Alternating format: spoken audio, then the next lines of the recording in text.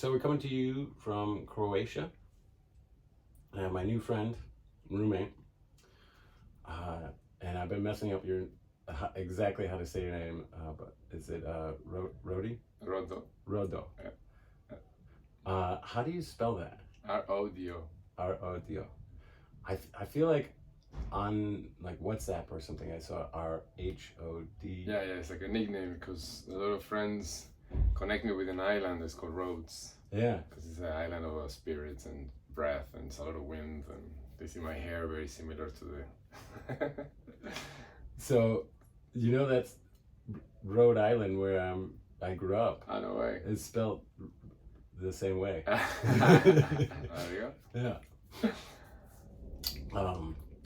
So we're on a retreat yacht, and we both got to present as here, and Rodi got to.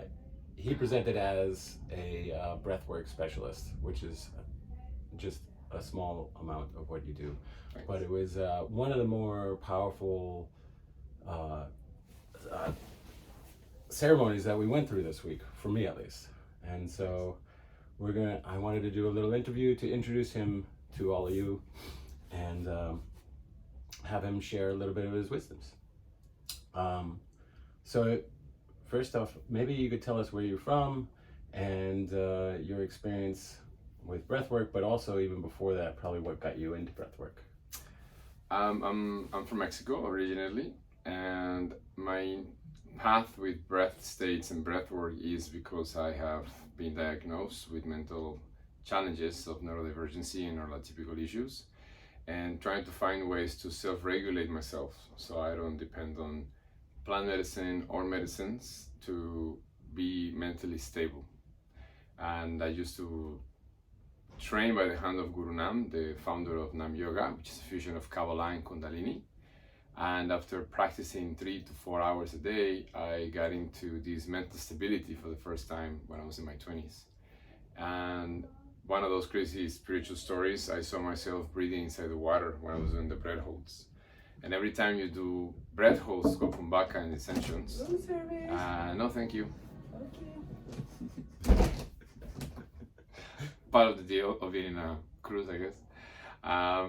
And I saw myself breathing inside the water because the peace that I was getting when I was doing the breath holds were phenomenal. And I didn't want to come back from that space, to be honest. Any other person that has ADHD and autism and schizophrenia know this feeling where you are in the absolute presence, and that's what we want to hold more because of this chaos that we cannot navigate. Yeah. And I went from pranayama to freediving, and freediving was the key component to understand that 5-minute breath holds are as powerful as 4-hour meditation practices because of how we stimulate our brain and our nervous system. We all know Joe Dispenza, we all know Deepak Chopra saying that within ourselves we have all the pharmaceutics that we need. We just don't know how to activate them, we don't know how to use them. And until we don't understand how to stimulate our nervous system or recalibrate our vagus nerve, we are in the need of a stimulation of psychoactives because are the most powerful way for us to self-regulate or to at least unleash the emotions that are held in our body. Yeah. And neuroscience started rising. I come from study psychology from many years, and I saw that neuroscience was the bridge for us to explain what is non-spiritual and what is not shamanic. Because those that do not have the need to understand the astral realms and the cosmic logics of the unseen, we do have the need to understand our physical body. Our body is, the machine of the human body is just insane, right? And we barely understand how to use it. And there's a Russian guy that I study with that he believes we have 70% of our resources intact, and they are hidden in the parasympathetic state. Sorry, not in the parasympathetic. In the parasympathetic, we function from the sympathetic state, and we only access the parasympathetic to digest and rest, or when we take psychedelics, or when we do exercise, or when we make music, or when we training. And I like to think about the parasympathetic and the sympathetic state as the stress and rest and digest, and I think of it as like a switch. It is. You're one or the other. 100%. Yeah. I call it exactly the switch. Yeah. We have an interface in the brain that when you start stimulating your creativity, we start diving into the parasympathetic. Mm-hmm. Only musicians and artists can perform from the parasympathetic because we put ourselves vulnerable in front of everyone and we start trusting in that process. And that's what leads us into that flow state that now through neuroscience we call it, or the gamma space. And what we've found on research and neuroscience is phenomenal. Yeah. Because accessing what we all look for is coherence. That's the end game. Understanding our brain and our emotions is what we all try to get into. And that's many forms you can try. You can try exercises, you can breathe, you can run, you can do tantra, you can climb. Yeah. But the truth is that more you put your body on the edge, more you put your body on very uncomfortable scenarios, more you start accessing these resources, and more important, you start connecting this interface over and over until you create a reality from the parasympathetic state. Right. The edge, you by that you mean the edge of your parasympathetic stage. So I guess it was like the edge of your comfort zone. Yes and no. Yes, on the edge of putting the body in the parasympathetic discomfort, but the edge is what we, ADHD and any form of neurodivergence, we seek for. A lot of work, a lot of sex, a lot of traveling, a lot of money, a lot of pleasures. Yeah. And it's not because we're looking for pleasures, it's because we're looking to feel something. Yeah. Because our brain is not in coherence, and then there's parts of the brain that doesn't have irrigation. And that's why we are so hyperlooped and connected. And when we feel some pleasure in certain way of work, we deep dive into the work, because more we work, more we feel, and then we become addicted to that space, and then we are locked. Yeah. And we are kind of fucked up sometimes. Yeah. So that edge is what we all extreme sports people look for, because more you put yourself on life and the situations, more we access the parasympathetic. Yeah. And that's one of the biggest confusions that we have when we are neurodivergent and chronic problems. And I develop a system where we put our bodies on the edge, not our physical limits, but what our mind limits is. And this is the game that we played the other day. Yeah.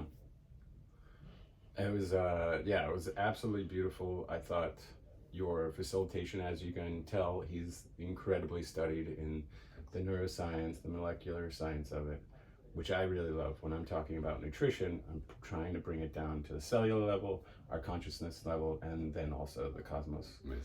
And so I think that's why your facilitation spoke to me so well. And I'm sure as everybody here right now. There's and you also, besides just using the medicine in our body, we also work with THC.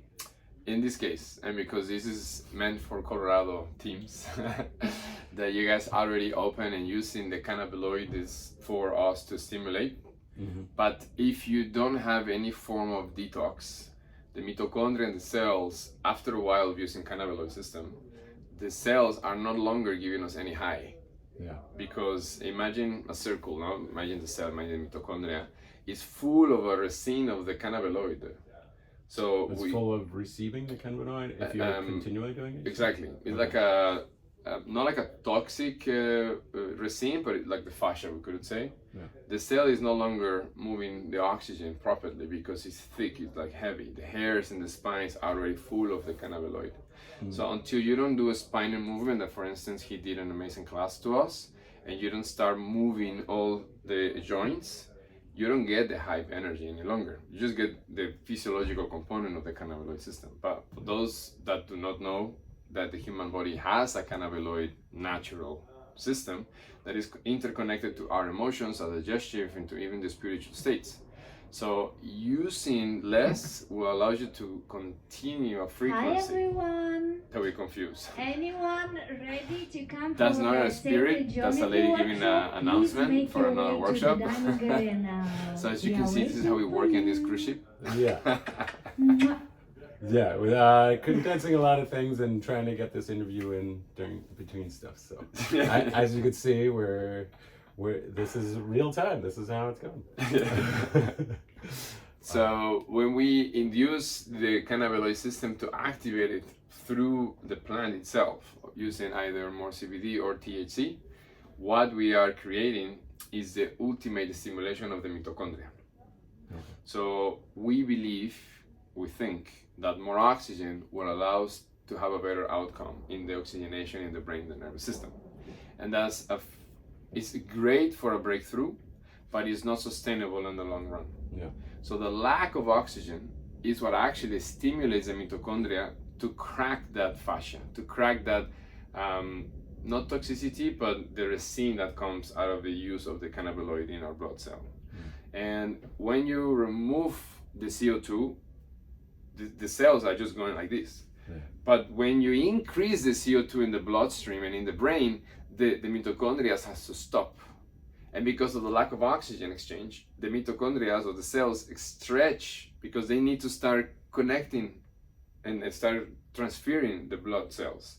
And this goes into the veins and this goes into the tissues. And this is the chain of reactions that we as humans need to do for our somatic system, release the tension and release the trauma or the memories that are hidden in the impacts of the anger or the trauma or the fear. And that's where the cannabinoid Mayans, Jamaicans believe is the ultimate medicine that we need to understand, because it gives us all the freedom highways.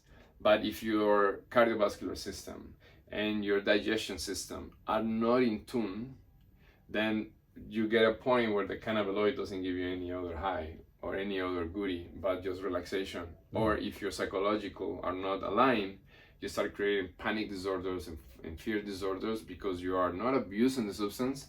You're not just helping your nervous system to decompress the frequency that the THC does to us for free. Yeah. Beautiful. I have so many questions on that, but I'm curious. Are you open to like guiding us through a little breath work now? Sure, one for sure. Yeah. So maybe if you're at home, find a soft spot and like a spot where you're centered sitting, and then we can go through it right now. Right now? Yeah. Cool. So if you have any cannabinoid close to you, have a quick puff, small one. Don't do big because then you're not gonna understand what we're gonna talk about after. But once you're in hands, this is where all these conversations make sense. Because when we start integrating our realities from the parasympathetic is where all this magical component of the unseen makes total sense. Until then, it's just theories. So what we're gonna do in a very basic form is we're gonna increase CO2. So you're gonna start enhance your hearing, and you're gonna start enhances your emotion feelings. So very simply, inhale through your nose, belly out. Inhale chest. Exhale nose. Pull your belly in. Inhale through your mouth, belly out. Inhale chest.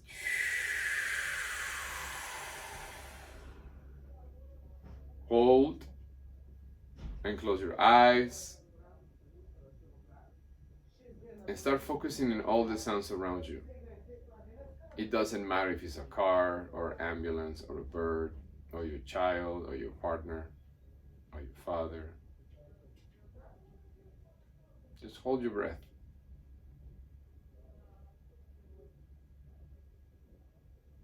Start welcoming the anxiety by relaxing your neck and shoulders. Hold your breath.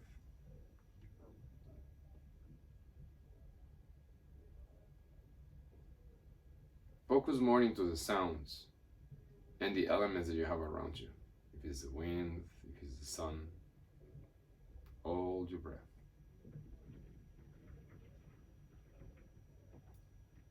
Feel the panic. Scan your neck and shoulders.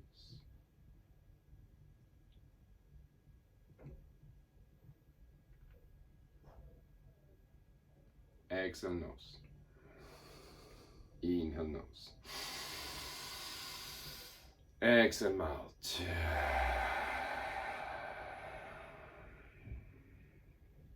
Move your fingers slowly. Open your eyes. And that good feeling that you got, it's the first layers of serotonin release.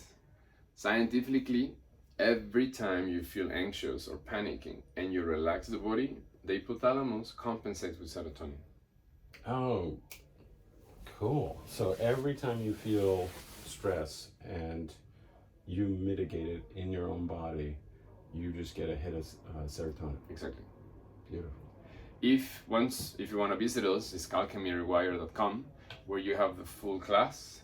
Because when you are in that peak anxiety state, but you're induced by music, and we create a very specific music with my brothers from Aguare, then your middle ear opens, and then the sound becomes frequency to the vagus nerve, because the vagus and the middle ear are connected, and is internally stretched. So the lack of oxygen, the lack of air, started stretching everything inside you first. This is the first layers. So when you open, then the sound starts navigating the mind. So the system that we teach is called breath-mind navigation, because you learn to navigate the mind with exchange of gases, with retention, and long exposition of retention. So we reach hypoxia states.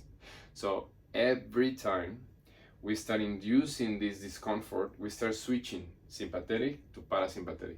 Yeah. And that's why the switch that you mentioned, or the interface that we are switching, we're going from anxiety and panicking into peace. And now you want more anxiety and more panicking. Because the mind, as we study it, is just a mirror of frequencies. Reality is reality. Reality could be the same tree. But if your perception is high in serotonin and oxytocin and dopamine, then that tree is going to be gorgeous. But if you're neurodivergent and depressed and anxiety disorder, and that tree is going to be sad and it's going to be gray. So until you don't stimulate yourself, your reality is based on your levels of serotonin and literally hormones. So music helps to create hormones. The breath allows us to induce the serotonin neurotransmitters. Yeah. And then the combination of both on the long expositions, we start creating oxytocin until we reach the DMT states, and then we train you to understand adrenaline DMT states. Yeah. This is beautiful, because when I'm teaching people about nutrition, I'm really talking about hormones and then relating them to the different emotions. They're like, well, I felt this, and it's like, well, yeah, your cortisol was going through the roof. Actually. Yeah. And so you're just practicing releasing adrenaline and cortisol through the breath hold, and then continually teaching the mind to, like, all right, when you get to the state, come back in the body, listen to your surroundings. Beautiful, man. That's because I'm not keen to teach consciousness. I'm keen to teach awareness. And awareness leads into biomechanics. And biomechanics is the right as every human to understand how to access these states, even if you don't believe in spirituality, or you're not religious, or you're not a yogi. Yeah. So the quickest, fastest forward way is to understand that we are athletes. You choose to be a yogi, but you were born with the capacity to be an athlete. An athlete is just a repetition of a system that allows you to go through problems and divergence and issues. How many millionaires do we know in the United States that they know by fact they need to work out? Yeah. They don't do it because they want to look good. They do it because they know that if they don't work out, they're going to feel like shit. Yeah. And at some point, they bridge this blink. Yeah. So cardiovascular system is what allows the THC cannabinoid system to reach a high frequency entity in the body. And then with Gerard, you can start understanding how to sustain it, because the end game is the food. All this breath and medicines is just for you to understand this fucking frequency exists. It's no longer a myth. It's no longer the spiritual purpose of your heart. It's a system that the moment the brain and the heart are in coherence, you can boost it with fermented food, with coffee, with cacao, and then you can go into higher realms of LSD, mushrooms, But the beautiness of what he's about to share with you when he goes back into Colorado is that when you are in the biomechanical system of brain-heart coherence, which is the same as psychedelic states, this is not the psychedelics working for you. This is you biomechanically putting your brain and your heart in the same space of the psychedelic feelings, which means you're not thinking, you just are in the knowing state. And then from this space, you boost. And then when you boost, the frequency is sustainable, because less is more, because your psychosis is regulated. Your psychosis is not all over the place because of the amount of the medicine, because you are looking for this state. And then is the backwards engineering of understanding how the spine and the fluids goes from the lower part into the brain, and then how sustainably is through the breath and the oxygenation of the blood. Beautiful. Thank you for this. You just got such a great way of breaking it down from, so many times when people are talking about the spiritual practice, and it's like, I feel like they're just doing it because they don't understand or they haven't done the work on the biomechanics of it. So Absolutely. I appreciate you doing all the work you've done on the biomechanics and your skill as a facilitator. I don't know how probably just lots of practice, but more bright. It was his class was amazing. Appreciate it. Yeah. All right, so remind us, how do we get if somebody wants to follow up with you? How do we do that? And then are you coming to the US? So the website is called Alchemyrewire.com, and you have 3 levels of education before we go into the 3rd level, which is madness.